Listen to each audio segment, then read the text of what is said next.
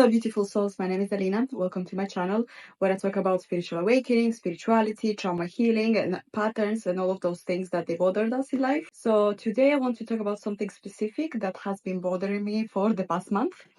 And I've been working on processing and trying to get rid of it, which is the fear of starting something new.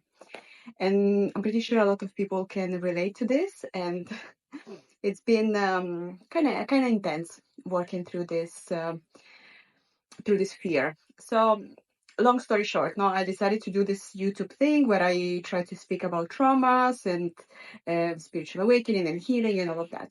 But for the past month, I don't know, I just couldn't bring myself to do new videos. I just felt this block and I just couldn't put myself to do it. And I needed to sit down with myself, sit down with my feelings, and try to analyze what was going on inside of me, to kind of try to just get over this fear, because it's something that I would like to do. And I think nowadays you really need to talk about these things because they affect a lot of people in our society. So I really feel like my soul is calling me to do this.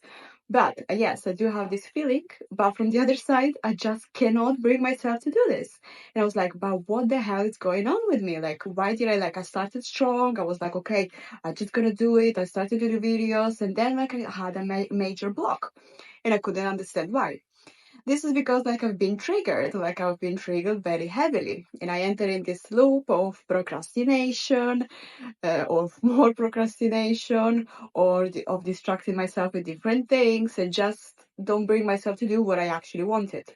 Sometimes you tend to procrastinate, because you know that you have to do this thing, and because you don't want to do this thing, you start to do, there's different types of procrastination. There is an active procrastination, which is to start to do everything that you can around, just whatever. I don't know, you start to clean the house, you start to do the laundry, you start to cook for, I don't know, for a month.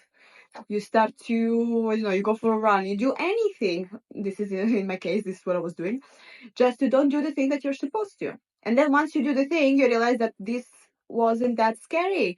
You actually could have done that quite easily. And, in 10 minutes, the task was going to be done in 10 minutes. It's a 10 minutes video. You don't even need that much time. But sometimes you procrastinate because of these fears. And sometimes it's like, I've procrastinated for 3 hours for a task that could have been done in 10 minutes. So, and then, also there is the passive procrastination, where it's literally just lying down on bed and scrolling through social media. I'm kind of lucky because I don't have that one much, but I tend to be an active procrastinator. So yeah, this is another thing that happens sometimes. So I needed a bit to analyze why I was procrastinating and why I wasn't doing this. And I came up with few things that perhaps people can relate to, and just let me know if the same thing happens to you. And I also realized that it's not just, for the new projects. This happens if you start a new relationship, if you start a new job, or you want to start a new hobby, or anything new that you want to start in life. Sometimes you have this block, no? So you just cannot bring yourself to do it, even if you really, really want to do it. It's like, okay, I want to do it. I like this thing. I believe it's a beautiful idea. So yeah, it should be that easy, no? So I want to do it, but it's not that easy. So, long story short, things that can happen to you when you want to start something new, but you cannot. It's, first of all, maybe you feel insecure. In my case, I was feeling insecure because I was like, okay, maybe I don't know enough about trauma. Maybe I don't have experience. Maybe I don't have knowledge and all of that. And then I was like, okay, no, you have 33 years of trauma. You had a intense childhood where you've been extremely traumatized. So you are more than qualified to talk about traumas. So this is something that you can also do, kind of to try to reframe your insecurity. So if you feel insecure about something and you want to start, I don't know, a business, a project, a new job, whatever, try to reframe that insecurity, saying, okay, yeah, I feel insecure because XYZ, and then, but I actually, I'm able to do this because I have XYZ. I have the experience, I have the knowledge, I have the will, I have the curiosity to do it, I have the desire to do it. Sometimes, just the desire is enough. You don't have to come up with so many, incredible skills to do this, because once you start to do it, you're going to gain the skills, you're going to learn, and you're going to improve or whatever. But actually, the beginning is always harder because you kind of have to put yourself in that mind frame of saying, yeah, I'm able to do this. I want to do this. So the insecurity was one. Then another one was the fear of failure, that this one always comes up. And it's like, okay, yeah, I'm going to start this thing and I'm going to fail. I was like, okay, yeah. And so what? Worst case scenario, your life keeps following the same way that was developing until now. Nothing is going to happen if you fail. If you fail, you're going to, just stand up and go on with your life. Like, it's not like you're going to die. Many times, like your survival mechanism get triggered because you are scared of failing, and you believe that failing is not safe because of your childhood trauma. And many times, we block ourselves from doing the things that we really, really like because we are scared of failing. But again, you're never gonna know if you're gonna fail until you don't try this thing. So whatever it is that you're trying to do in life, just try it. If you fail, well, maybe it wasn't meant for you. Or maybe you have to reframe your approach, try something new, try something different. And it's what I'm trying to do. So I felt today I was like, okay, yeah, I need to do this video about this thing, no? So I had my subject in mind, I wanted to do the video, and then I was like, okay, but I don't feel like doing that. And today I feel like I want to talk about this.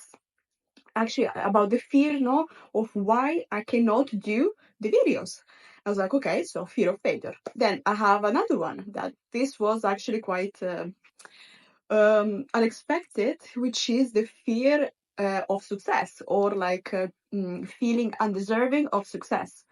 Again, when you grow up in a chaotic environment, you have lots of childhood trauma or unprocessed things. Sometimes you really don't deserve the happiness. You feel like you don't deserve the happiness. You feel like you don't deserve success. You don't deserve like good things happening in your life because in your life just been happening bad things, and this is what you expect, and this is what you believe you deserve.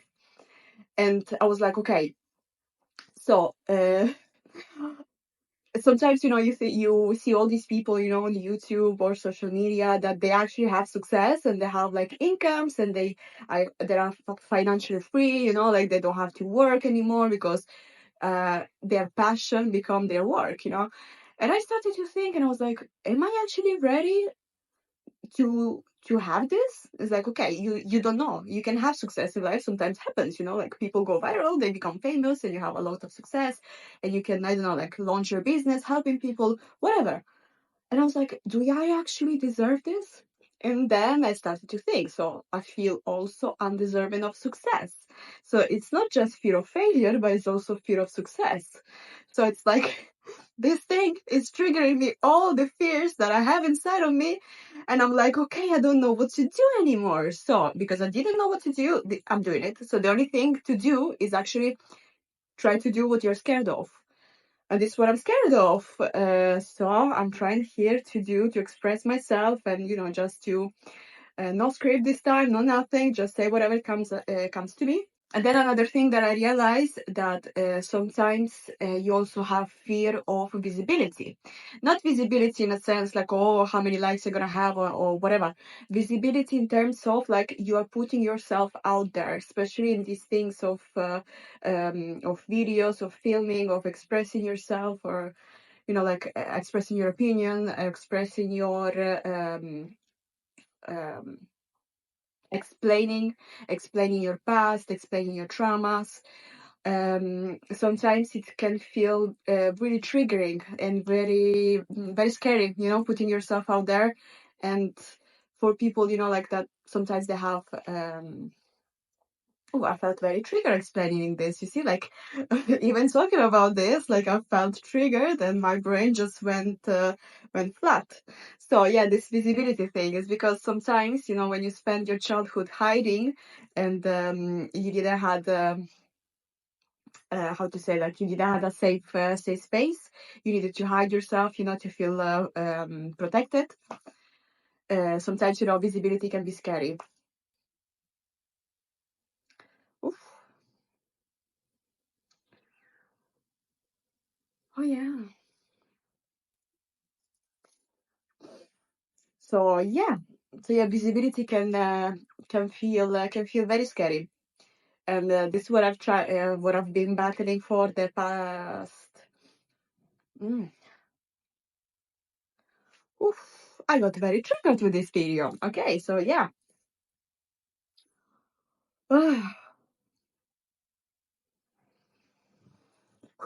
So yeah, visibility can feel scary. And this is what I've been battling for the last month, trying to bring myself to do these videos, to come up with these things, with these conversations, and trying to, I don't know, maybe help somebody like who perhaps is going through the same thing that I'm going through, and it's lost and doesn't know what to do.